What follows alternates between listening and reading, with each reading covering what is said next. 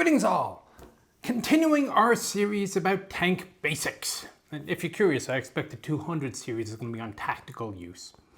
I am now going to cover stabilization. Stabilization, of course, is the ability for a weapon to aim accurately whilst the system, or person, upon which it is mounted is moving, often in a random or unpredictable manner.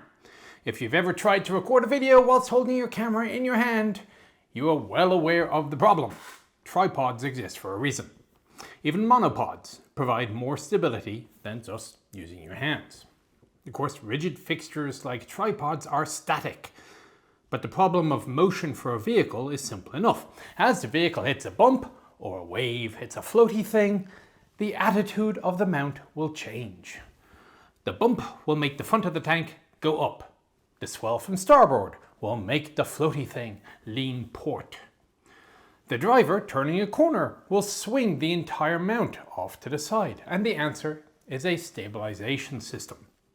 Now, to be clear, although today's stabilization systems, ballistic computers and fire control systems are all seamlessly integrated and appear to the user to be a single system, at least as long as all of the components are working, they are entirely different concepts. It is possible to have a fire control system and stabilizer without application of offsets, such as on an A2 Bradley. It is possible to have a stabilizer without any ballistic computer at all, such as on a Sherman, and so on. This video is going to talk only about stabilizers. And now you're looking at the timestamp, wondering how I can talk for so long about stabilizers. Here we go. Stabilizers were not a new concept by the time that they were applied to tanks. Like many other tank-related items, the Navy led the way. I don't like saying that within earshot of them, but it's unfortunately true. The simplest type of stabilizer is a balance. You've seen little desktop toys or whatever. It's like a little pinpoint around which the entire rest of the structure is placed.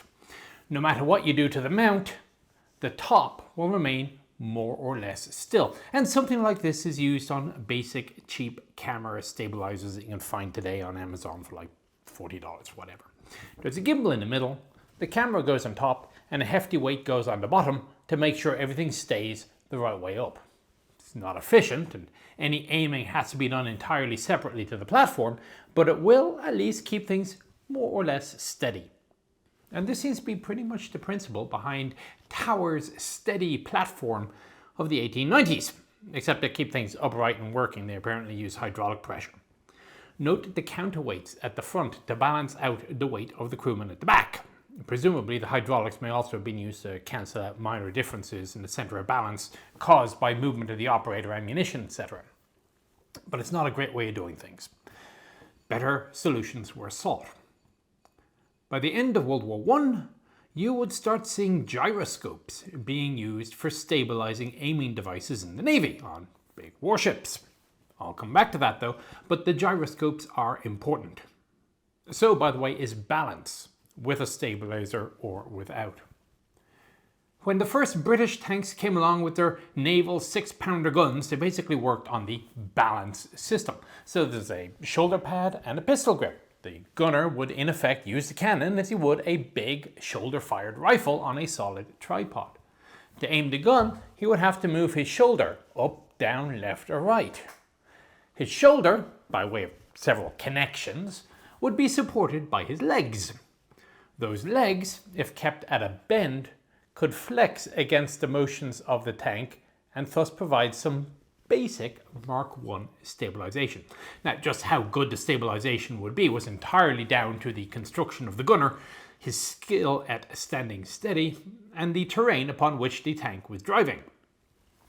This shoulder mount would persist through the interwar years and even still be found in British tanks attached to 6-pounder/57mm guns in Crusader. This human-stabilized system is also one of the reasons why bow machine guns hung around for as long as they did. If the main gun was in a geared system, at least a bow machine gun could be used with some approximation of accuracy on the bounce. The problem occurs with bigger guns. Bigger guns come with more mass for the gunner to try to shove around to aim. Also, As bigger guns meant more powerful guns with longer aiming distances, the requirements of precision for fire became more than a human with a shoulder-fired rifle could really provide. Thus came along geared gun control equipment with control handles, either directly connected to the mechanism or controlling the mechanism through the motors. However, the idea of firing on the move was still beneficial and commonly touted by all the major powers, be their guns geared or not. If nothing else, there may be psychological benefits, and if you're lucky, you might actually hit something. The US was the first nation to successfully implement the idea of a mechanical stabilizer into a tank in the M3. Now, this was a single-axis stabilizer, meaning that it affected through just one of the three axes, in this case, pitch or elevation. Now, next step is a dual-axis stabilizer, which will, oddly enough, stabilize in two axes, normally pitch and yaw. A three-axis system will correct for roll or cant, though due to the obvious problems of stabilizing a turreted weapon for cant, these are all but unheard of. Certainly I can't think of any in a vehicle application. And the solution is instead found through a cant correction mechanism in the ballistic computer, which I'm not going to talk about. Anyway, the American stabilizers from Grant to Sherman to Chaffee and add-ons, such as the ones developed for M18s, stabilized in elevation only. This is where the gyroscopes come in. Now, the physics behind gyroscopes kind of baffles me, although I suffer from gyroscopic precession every time I push the throttle forward in a Cessna. However, the two bottom lines are that spinning gyroscopes tend to like staying stable no matter what else is going on. And if a force is applied to a gyroscope in one direction, there is a measurable force applied by the gyroscope 90 degrees from this. Thus, a gyroscope in the correct mounting is capable of telling the machine it's in what forces are being applied to it by external movement, and the machine can then counteract it. Though this can, in theory, be done by way of electric motors, and it often is these days, in World War II the primary mechanism for this counteraction was hydraulics, with the signals from the gyroscope unit being converted into commands to valves to increase or decrease pressure on one side or the other to raise or lower the gun relative to the turret. Or, as far as the external view is concerned, to keep the gun at the same elevation relative to the earth. Ideally, the gun is stabilized so that with a round in the breech, there is neutral weight forwards and rear of the trunnion. However, no system is ever perfect, and an American gyroscopic stabilizer had a rheostat control which changed the counter-pressure balance a little bit to ensure that the stabilizer actually was stabilizing correctly. In effect, it does what we would call today null out the drift. Now again, this is single-axis stabilization. In theory, if the tank is advancing in a dead straight line directly towards the target, that's all you need. There is no lateral movement to be concerned about, and the gunner's power control handles can negate that fairly easily. But the reality is that such a circumstance never happens. This thus means that exactly the level of accuracy you're going to get out of the system is not going to relate to the theoretical performance.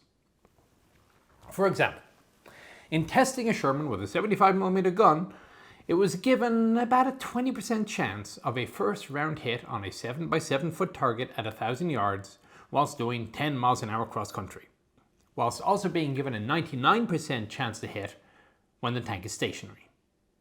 On the other hand, the tests also showed that the stabilizer gave a greater chance of getting the first shot off, and the tank which shoots first normally wins. I've done this before. It's either because of range estimation error or simply the psychological benefit. If you're getting shot at, it tends to put you off a little bit. One of the reports makes an observation which is so blindingly obvious that a lot of people actually miss it. In an engagement where two tanks encounter each other and it becomes a quick draw to get that important first shot, then by definition at least one of the tanks must be moving in order for the engagement to happen in the first place. If the one which is moving has no compensating factors, like a stabilizer, it is immediately at a disadvantage. If both of the tanks are moving and one has a stabilizer, then the one without is immediately at a disadvantage. Further, the most common engagement range for the US Army in Europe, and actually the British as well, was just over 330 yards. The median was less than 500. Whatever the possibilities of hitting a 7 by 7 foot target at 1,000 yards, a tank-sized target at 300 yards is a much easier proposition. Also, if you just wanted to do some recon by fire or suppression when you were advancing, the stabilizer will be good enough for you to spray a bush with a machine gun or whatever without stopping.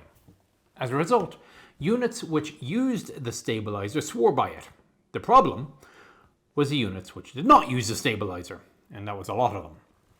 The problem here was that the stabilizer was a bit overclassified, and the troops were often not taught the care and use of the thing. Not being able to keep them running, they tended to be unreliable at best and were often simply disconnected by their crews. In 1943, the US Army took a unit and surveyed them as to whether or not they wanted a stabilizer. Most of them didn't want it. After running them through a course of instruction on use, including live fire exercises, they took another survey, and the only person who said, "I don't want one," is the unit's armorer, who probably would have to maintain it.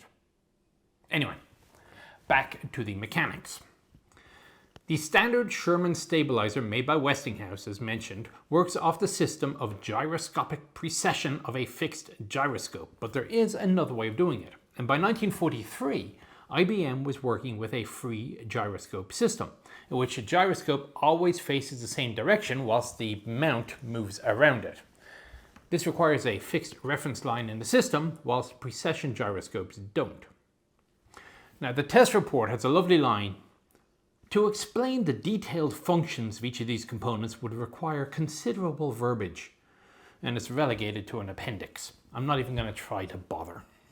However, there was no denying the benefits. In a direct comparative test between the IBM and the Westinghouse systems, the IBM proved far superior on the test range. Of course, the test report notes that that's just raw capability, not durability. The test wasn't told to check reliability, it was only told to check whether or not it worked. The next stage in development is the dual-axis stabilizer. This allowed the tank to fire on the move with reasonable accuracy even if the driver changed course, by keeping the turret pointing the same direction. Such systems were being tested in the US by 1944, but were put somewhat to shame by the British in 1948 with the arrival of Centurion 3 and its Metropolitan Vickers stabilization system.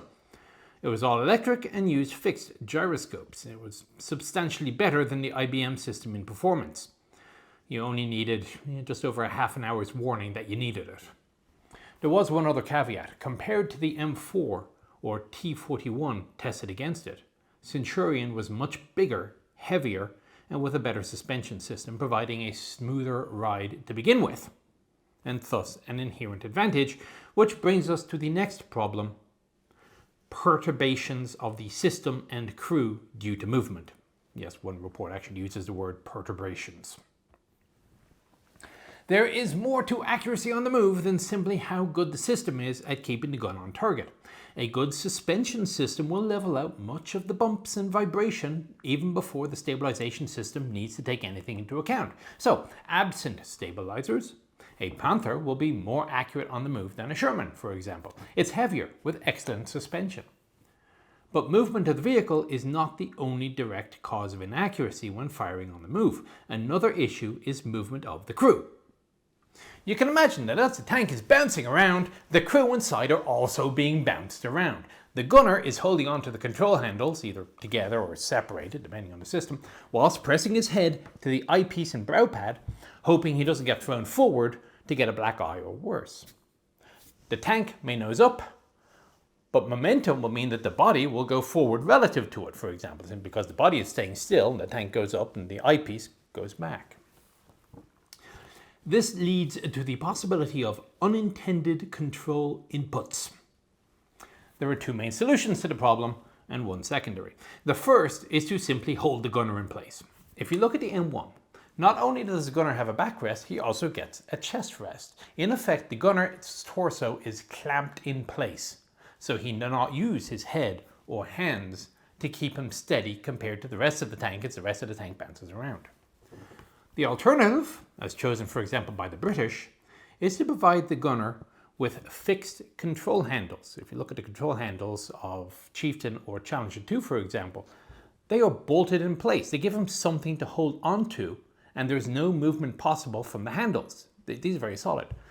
The actual gunner's controls are input by a thumb controller, by movement of the thumb relative to the rest of the hand. The rest of the hand, of course, being effectively stationary compared to the tank and the controls, because he's got his death grip on a fixed tank component.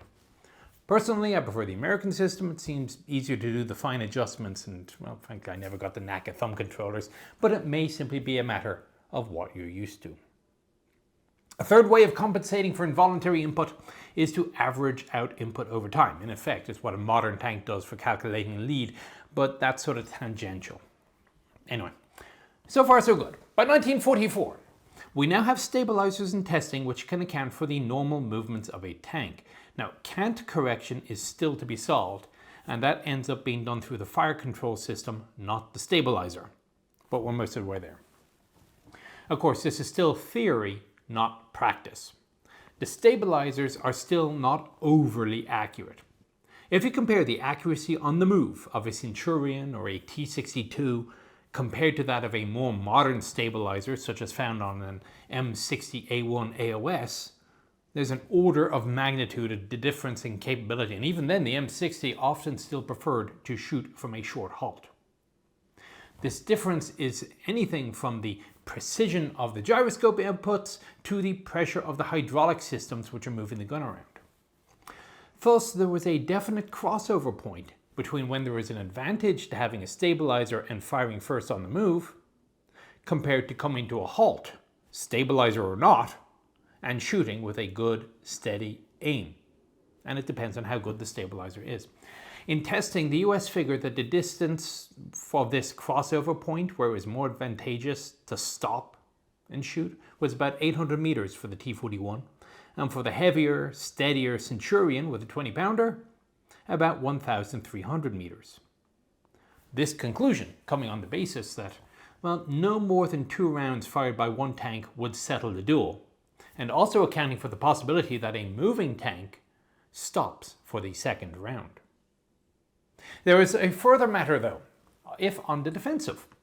A stabilizer allows the defending tank to defend on the move, thus complicating the firing solution for the attacking gunner, possibly also moving the benefit of that crossover point a little bit more one way or the other.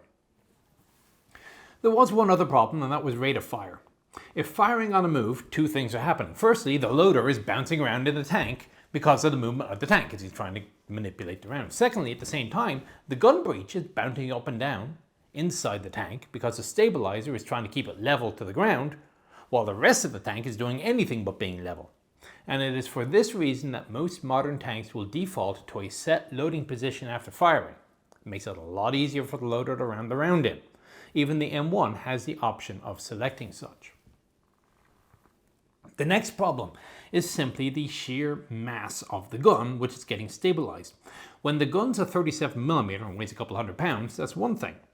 But a 76mm on a Sherman is better part of a half ton, not counting the mantlet, coax, or other components on the stabilized mount. The 17-pounder is nearly a full ton, and things don't get much lighter as tank cannons get bigger.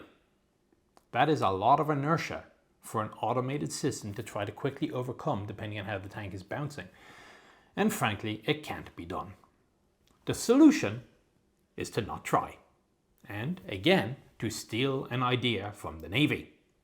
Stabilize the sight, or director if you're into nautical terminology. A sight is a lot lighter than a cannon, and it can be stabilized to a pretty good degree of accuracy. Thus, by the end of World War II, a Panther could be found roaming around in testing with a gyroscopic precession stabilized sight. As one might expect from a German vehicle, it was heavily engineered with gyroscopes spinning at a fairly astonishing 28,000 RPM, and an additional gyroscope installed simply to counter the effect of traverse on the elevation gyroscope. However, that's not all they did. Even easier and lighter to stabilize than the sight is the mirror inside the sight. And so the German optics had a stabilized prism. The sight externals all moved along with the gun. But the view created was so stable that it was considered that a person could look through it tirelessly and indefinitely. This internal single-axis sight stabilization concept hung around until the M1A1 Abrams, before finally being replaced by dual-axis in the M1A2. Of course, there is now the problem that because we're now stabilizing the sight, just because you are aiming at a target with the sight doesn't mean that the gun is aiming at the same place. And you probably have no idea where the gun is actually aiming. Although actually the German sight tested in early 45 did have an indicator. As a result, this German sight was really more for observation only. Thus, to be useful, an automated firing feature is required. Now, way back in the day of older floaty things, someone came up with a system to ensure that the cannon was only fired when the thing was level. A simple plumb swinging by gravity. And when the floaty thing rolled level, the plumb hit the bottom of the arc, connected an electrical circuit. This evolved into the Henderson director firing gear. In effect, a firing circuit that had two switches. Both switches had to be on in order for the circuit to be completed and the gun to fire. So one switch was the one under the trigger, which was pulled by the gunner and held. The other switch was automated by the plumb or level. So to fire, the gunner would press and hold the trigger until the floaty thing rolled back to level and the cannons would fire. Well, the tank guys thought of that. The Germans ended up using a pre-ignition gyro. The Americans came up with their own system. Both do a similar job. When the trigger is pulled and retained, the gun control system is basically being told, okay, he wants to fire, hurry up and get the gun back into alignment with the sight, and when this happens, go boom. Again, speed and accuracy are not necessarily friends. You will note that when the British moved to Challenger 2, the firing announcement by the gunner changed. The gunner in earlier tanks used to yell, "Firing now." The gun came back into sufficient tolerance quickly enough that the gunner could confidently know when the round would be fired, i.e. when he yelled now. However, that tolerance got tightened for accuracy in Challenger 2. So in bad conditions, there could be up to a second and a half of the gunner holding down the trigger before the computer is satisfied that yes, the gun is both sufficiently stable, and remember, the gun barrel will flex and bend a bit as it's being thrown around, and sufficiently aligned with the sight, that the round will indeed go where the sight is aiming, and then it will allow the electrical circuit to complete. There has been one more major advancement in the field, and that's the move away from rapidly spinning physical components in the form of gyroscopes. Nowadays, alternate forms of motion detection can be used, such as fiber optic gyroscopes or laser ring gyroscopes. They don't need spin-up time for starters. Okay, that about covers it. Again, this is purely for the concept of stabilization for firing on the move. Actually hitting things is a function of the fire control system, and I will come back to that at a future point. Hope you found it all interesting and informative, and I'll talk to you on the next one. Take care.